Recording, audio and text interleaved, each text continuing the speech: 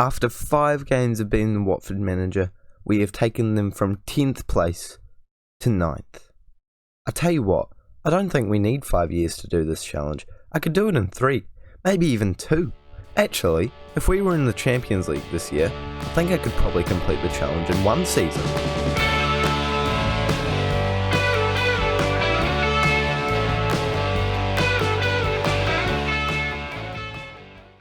Hello guys, and welcome back to the second episode of the Jürgen Klopp challenge with Watford, where today we are playing 2 games in the Premier League after a promising start where we are facing Tottenham and Leicester away from home and then at home.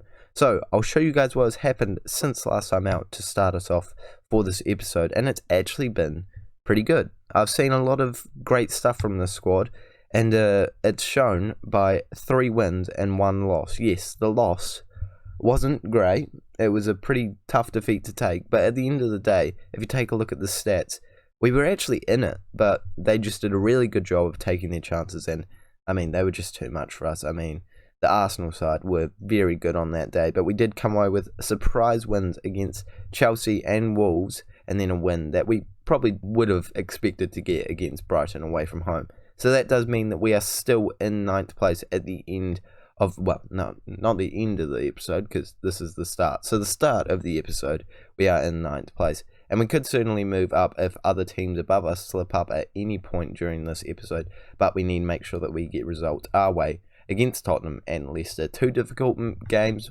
the Tottenham one being definitely a little bit more difficult. But you know what? I think that we will be able to do it, and we're going to give it our best crack either way. I've definitely started getting a little bit more comfortable with this side. I know the players quite well now, and I know the ones that we need to look out for and the ones that we want to keep around for an extended period of time. For example, Danny Welbeck, surprisingly, has actually done quite well. I think he's scored maybe even 3 since I started as a manager. No, I think only 2, but he's felt like he's been in and around the goals. Deulofeu's very, very good, and we love him in the side. Sarr is not bad out on that left-hand side as well. Holebas is great as a left-back, but unfortunately is getting a little bit old. But I have signed him for another contract, another year, just to make sure that we don't lose him. But this is the team that we're going with. It might be the exact same squad that we used last episode, but if it ain't broke, don't fix it. And we're going to jump straight into this game against Tottenham.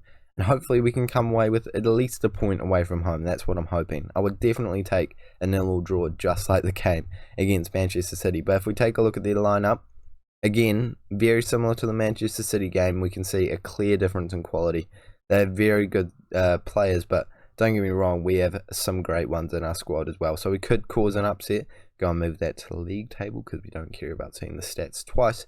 And hopefully we can come away with maybe 1 or 2 goals, maybe 1 or 2 points. You can't get 2 points in football, but it'd be nice if they could add that feature for us. I would definitely take 2 points from this game. Capue's on the ball for the first chance of the match, and Dawson is playing out to Juanma, who hasn't done much for us just yet, but he does put Welbeck in on goal. But unfortunately for us, Lloris makes a good save. Now we're going to a corner. Pereira whipping the ball in. It goes into the right sort of area, but normally from those highlights we don't actually see anything. They're just a corner after the chance that didn't lead to anything. It's one of my favourite features of Football Manager this year. But we move on, and statistically it is pretty even. If anything, I think we're above them. But I don't even know what I'm trying to say. What I was trying to say was that is proven there by Dawson trying to score, but just tipping it over the bar. If we got that into the back of the net, I certainly would have been very excited about the way that this game could go. But Pereira is trying to prove to me that it could go that way either way. But Welbeck can't provide the finishing touch after I was given a lot of praise early on. And we're getting a lot of chances for us as the game progresses. And Welbeck, again, hitting it on the volley. Shoots just wide though, and now we can really see that we are probably the dominant force. 10 shots to their 6, and going into half time, I'd love to see just one more highlight to make sure that I know that we're still on top of it as the second half rolls around. I think that we're going to have to go into the dressing room at 0-0. Not the worst result so far, but I'm going to tell them that I'm happy with their performance so far. We definitely have done well against a very difficult Tottenham side. We can't forget that this side is very good, but I think I'm already getting ahead of myself, thinking that we're in the game much more than we are, but we are brought back down to earth a wee bit there with Harry Kane coming in with a great chance, but heads it just over the bar or wide. I couldn't really tell. But either way, we're coming straight back at them. Dawson on the ball, playing it out to Juanma, who was looking to play a big ball forward. Pereira finds some space, and he runs into the centre of the field, but he can't get it past Lloris. A lot of chances coming our way. I need to double check that we're actually on key highlights, because, I mean, we're seeing a lot of them today, and none of them have caused goals. It's reminding me a bit of that Manchester City game. I think if you guys never see a goal in this entire series, I wouldn't be surprised based off the way the first two games have gone. But Tongan's on the ball for Tottenham as they play it around quite well, confidently, and eventually they get it out on the left with Dele Alli, who is playing in that wide position. Not very suited to him in my opinion, but I'm not the manager of Tottenham. Let's focus on Watford. And we do need to focus on Watford now, because they are coming back into it very much so. And maybe the first substitute is needed to be made right now. Not too sure who to bring on, though. Who isn't playing well? Capue's not playing well, but, I mean, I guess Chalobah could maybe make a change. And I think I'm also going to bring Sarr off. Despite the fact that I think he's a great player, and he has played very well for us, we're going to switch those around and bring Quina on, who I think is actually such a good player already. If you take a look at his stats, it's just exactly what you need from Manzala, or even an attacking midfielder, but obviously the formation we're using doesn't use an attacking midfielder, so that's sort of made redundant, but he certainly works well in that role. I just need to see some output from him when I give him those opportunities off the bench. I think that we can have another nil game. I'm going to ask them to show some passion in the last few minutes. We have 3 minutes of additional time. Are we going to see a highlight? Don't think so. 0-0 away from home. I'll definitely take it, but I don't know if I want to keep showing you guys games with no goals. I kind of feel bad, I'm on a gegenpress tactic. We should be getting some exciting football. We saw a lot of chances, but nothing going to the back of the net. So I guess we're going to just simulate forward a few days to this Leicester City game. Has that moved us up the table at all? No. But Juanma, the player of the day, I mean, yeah, it's not the most exciting thing ever to get, especially when it's in a little game, but we move on. Hopefully we can get 3 points in this next game against Leicester, and maybe even see a goal. Ooh, I'm thinking about some wild and crazy stuff here, guys. This Leicester City side is not having quite as much luck as the real Leicester City team, down in 10th place after 14 games now, so just 1 place below us, certainly in and around our sort of region. And this is the team that we're going with for the game. Unfortunately, Pereira has picked up more than a bit of a knock. He's picked up a, what is it? It's a abdominal muscle that he's pulled. So, some nasty stuff there. I'm no physio, but that sounds very serious. But it's no matter, because we can bring in Quina, who I was talking about before. Take a proper look at him now. He looks like such a good player. If we go down to midfield and move him into that Mazzala attack role, we can see every single stat he needs. He really does have, apart from work rate. I mean, this man looks like a great player in that position, but we're going to have to see if he can perform. Apart from that, the entire 11 stays the exact same, and I'm hoping that it can do a little bit better, maybe score a few goals. I don't want to see this every single time that I do go to play the match, because, when I select a side, I'm normally pretty confident on it. And as we compare it to the Leicester side, I think it's a pretty even affair. They've got a couple of players that do stand out, Jamie Vardy, Maddison, Tielemans, but we have some real quality as well, Delafeu, Sarr, and of course the big man Quina. So hopefully they can do some great jobs in midfield and attack in this game. We're going to tell them that the media have loved us lately, so prove them right. Come on, boys, let's come away with a win. Actually, even if we score a goal in this game, I will take it, just for entertainment value for you guys. I don't know if I could sustain the amount of viewers that I do have if there's no goals going into the back of the net in these highlights. But early on, Leicester do have a highlight and they do miss it, but I'm not complaining about that. I don't really need them to be scoring, I need us to be scoring. Straight off the bat, we can see that they are doing a little bit better than us statistically. I wouldn't be surprised if we come back into it, because that is how it has been going quite a lot off camera. We have been being slow to start with, but then we bounce back and create a great opportunity, just like we might be doing right now. Welbeck running forward. A tackle means that the chances ended, and I think that chance for Leicester was the real opportunity that we were seeing in that highlight. But straight after that, we do have a chance of our own coming from that free kick, and Sarr is in the right area but shoots it straight at the goalkeeper. Come on, man, left or right, either or, not down the middle. It's just like a penalty. It's stupid to go down the middle. Actually, it's not really stupid to go down the middle. This is why I'm not the penalty taker for my team in real life. But, in that situation, left or right, definitely not the best opportunity if you're going to be going down the middle. But they come back at us again, hitting the bar.